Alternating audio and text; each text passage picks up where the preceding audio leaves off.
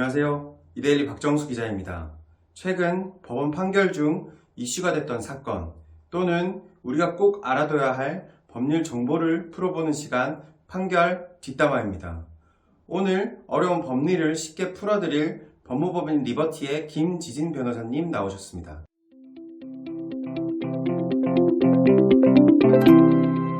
안녕하세요, 변호사님. 네, 안녕하세요. 오늘 다뤄볼 사건은 통학 차량 기사가 딸 친구를 6년간 성폭행해서 징역 15년을 받은 사건인데, 네네. 이 사건에 대해서 좀 구체적으로 설명해 주시죠. 네네. 이 사건은 일단 제가 이제 직접 피해자의 대리인으로서 이제 처음부터 좀 참여를 했던 그런 사건이라 굉장히 좀 기억에 남는 사건인데, 물론 아직 지금 1심만 진행한 상태고 항소가 진행되겠지만 1심이 마무리된 상황에서 좀 이런 얘기를 해보는 것도 좋을 것 같아요. 이게 어떻게 된 거냐면 이제 지역은 이제 대전 쪽인데, 그쪽 이제 통학 차량 학생들이 이제 학교 스쿨버스가 없는 좀 미치지 못하는 그런 지역이 있어요. 그런 데는 이제 학부형이나 학부형분들이 이제 17일간 돈을 모아가지고 통학버스, 일명 우리가 봉고차라고 하죠. 봉고차를 이제 대절을 해서 학생들이 이제 통학을 하는 그런 시스템을 갖추고 있습니다. 근데 이제 이 피해자도 통학 차량을 이용하는 그런 봉고차를 이용하는 학생이었는데요. 근데 이 학생이 이제 진학을 앞두고 있었어요. 처음 이제 문제가 발생한 게 고2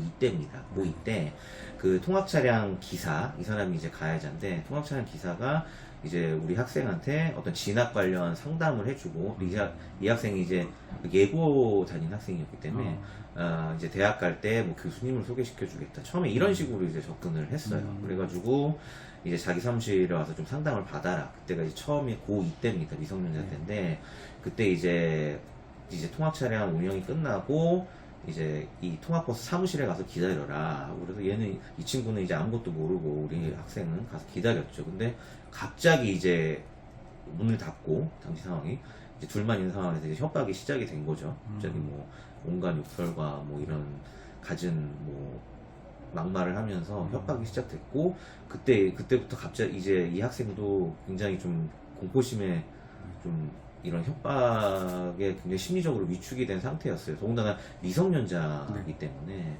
이제 그런 상태에서 이제 이런 어쨌든 연기를 하니까 이런 거를 내가 도와주려면 이제 나체 사진이 필요하다, 이런 황당한 이런 주장을 하면서 이런 식으로 협박, 반협박, 설득 이런 주장을 하면서 이제 이 학생이 나체 사진을 찍어야 되니까 옷을 벗고 이제 사진을 찍자. 그렇게 해서 이 학생이 완전히 좀 너무나 이제 당황하고 공포에 질린 상황에서 처음에 이제 나체 사진을 이제 찍게 됐어요. 아무런, 사실 미성년자니까 좀 사리 분별이 안 되는 상황이기도 하고, 너무나 공포심에 질려서 본인은 이제 그렇게 찍었다고 얘기를 하고 있고, 재판부도 그 부분은 받아들였고, 그래서 이제 이렇게 처음에 이제 사진을 찍고, 그 다음에 이거를 이제 너가 말을 안 들으면 친구들한테 유포를 하겠다. 이러니까 완전히 이 피해자는 이제 멘붕이 온 거죠.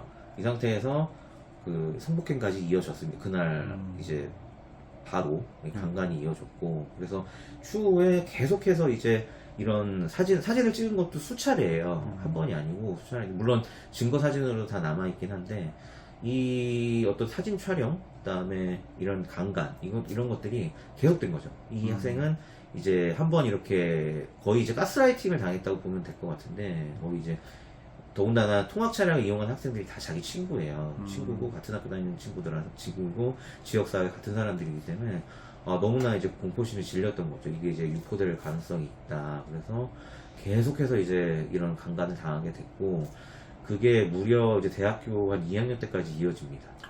이게 그래서 한 4년 정도 이어졌고, 법정에서 이제 인정된 강간 횟수만 해도 총 한 30회 정도가 되고요. 거기다가 이 사진들을 이용한 협박죄, 그 다음에 아까 이제 학생을 사무실에 감금했죠. 이런 감금죄, 그 다음에 영상물 또 촬영죄, 이런 것까지 다 더해져서 1심에서는 그래서 징역 15년의 이제 판결이 나왔고요. 그리고 사실 제가 이 내용들을 좀 처음부터 고소까지 같이 진행을 하면서 제 저랑 이제 피해자랑 얘기해 봤을 때는 실제 재판에서 판결을 받은 한 30회에 간간 것 말고도 제가 볼 때 거의 100여 차례 이상의 간간이 있었다고 보여져요. 근데 특정을 해야 되기 때문에 그 정도로 이제 특정이 됐고, 그래서 지금 현재 1심이 이제 미성년자 강간과 강간죄 포함해서 1심 판결이 나왔는데 그게 이제 징역 15년. 이렇게 지금 현재까지는 그렇게 정리가 되어 있습니다. 형량에 대해서는 좀 어떻게 보세요?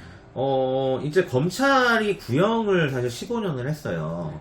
성범죄는 뭐 기타 다른 게 따라 붙긴 합니다. 뭐 취업 제한이나 뭐 전자발찌나 이런 건 당연히 따라 붙는데, 통상적으로 형사범죄에서 검찰이 구형한 만큼 그대로 나오는 경우는 많진 않아요. 네, 일반적으로 변호인이 있고, 더군다나 지금 가해자도 피고인도 변호사를 선임해서 진행을 했기 때문에, 그러면 어느 정도 아무리 본인이 더군다나 지금 피고인은 아예 인정을 하고 있지 않은 상황이었거든요. 피고인은 아예 성관계가 없었다고 주장을 했어요. 네, 정말 모두를 이제 경악해한 그런 상황이었는데 아예 성관계 자체가 없었다. 그 많은 증거와 진술에도 불구하고, 근데 재판부는 그걸 받아들이지 않았고, 물론 그런 게 약간 괘씸죄가 적용했을 수도 있지만 통상적으로 검찰의 구형량과 동일하게 나오는 경우는 흔치는 않은데, 저는 사실 15년도 적다고 생각을 하지만 일단 1심에서 검찰의 구형량과 동일한 형량이 나왔다. 이 부분은 상당히 법적으로는 좀 평가할 부분이라고 저는 생각을 합니다. 그럼 항소도 나섰는데 좀 2심 때 판단이 좀 달라질 수가 있나요? 일단 항소심에서 어떤 주장을 할지 제가 가봐야 될 것 같아요. 저도 이제 또 2심도 대리인이기 때문에 가봐야 되지만 1심에서 그럼 두 가지로 나눠보면 될 것 같은데, 또 똑같은 주장, 이제 아예 성관계가 없었다, 이런 황당한 주장을 할지, 아니면 인정하고 이제 선처를 구할지, 그거에 따라 제가 볼 땐 달라질 것 같고요. 만약에 또 이렇게 무의미한 주장을 한다, 나는 이제 성관계 자체가 없었다, 그렇게 주장을 한다면 제가 볼 때는 오히려 형량이 더 높아질 수도 있을 것 같고, 근데 다만 이 늦었지만 만시지탄이지만 지금이라도 인정하고 이 학생에게 최소한의 어떤 도의적인 책임을 진다, 사과를 한다고 한다면 양형이 좀 반영될 수는 있겠죠. 네.